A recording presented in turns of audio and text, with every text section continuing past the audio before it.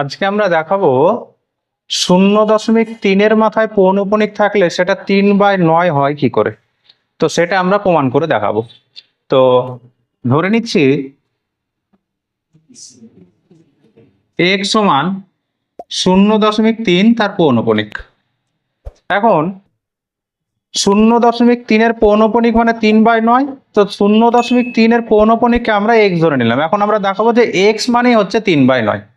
তো কি করব, আমরা জানি এখান থেকে আমরা বলতে পারি যে x সমান 0.3 পৌনঃপুনিক মানে 0.3 এইভাবে চলতেই থাকবে। এইবার আমরা দুই সাইডে 10 দ্বারা মাল্টিপ্লাই করছি, তাহলে 10 গুণিত x সমান এখানেও 10 দ্বারা মাল্টিপ্লাই করব, 10 গুণিত 0.3 ডট ডট ডট চলতে থাকবে। এরপরে এটা হয়ে গেল 10x, আর এখানে 10 দ্বারা এটাকে গুণ করলে আমরা জানি 0.1 ঘর ডান দিকে সরে যাবে।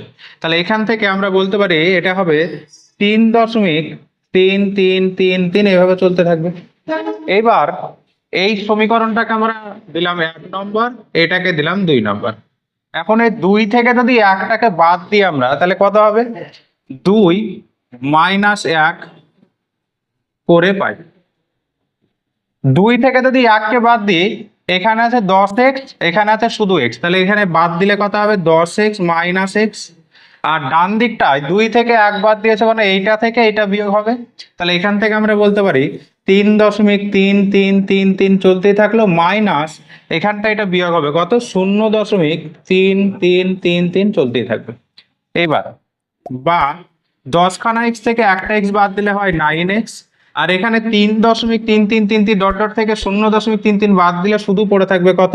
3। তাহলে এখান থেকে আমরা বলতে পারি x সমান 3/9। তাহলে x এর মান কত? 0.3 পৌনঃপুনিক ছিল, তাহলে x এর মান আমরা পেলাম 3/9। তাহলে এখান থেকে আমরা বলতে পারি 0.3 পৌনঃপুনিক মানেই হচ্ছে 3/9। খুব সহজে আমরা প্রমাণ করে দিলাম 0.3 পৌনঃপুনিক মানে 3/9। আর এখান থেকে এটাকে কাটাকাটি করলে কত হবে? 3 × 9 মানে 1/3।